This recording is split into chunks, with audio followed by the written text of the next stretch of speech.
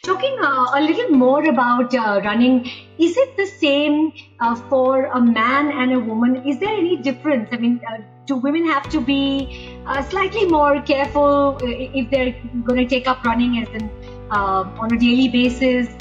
Is there anything like that?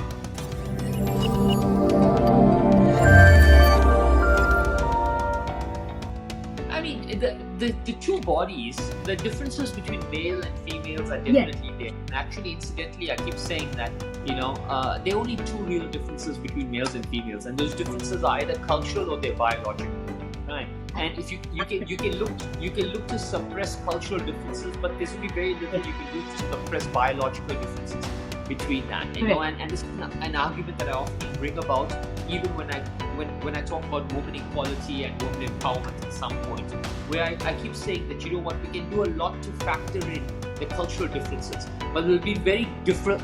It's very difficult to bring the biological differences up to scratch, True. in that. But there's certain things with respect to running. There's a beautiful thing. We've now seen that the percentage of runners, males and females, in most world majors is close to about 49-51. So 49% women, 51. So it's about there and there.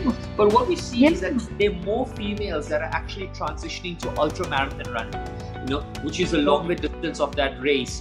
And a lot of things have to deal with a woman's really pain threshold. Physiologists, sociologists, scientists have said that, women have got can tolerate a higher degree of pain, and as a result, running is a painful sport, especially when you're going to ultra marathons. So the ability to push past that pain threshold is allowing more females to really transition into that.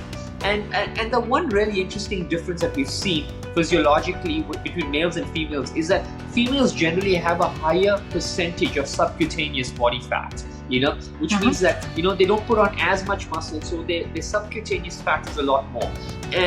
And for a muscle to really perform, a muscle needs to be warm. So we've seen that when you're running in cold temperatures, females can outperform males any day.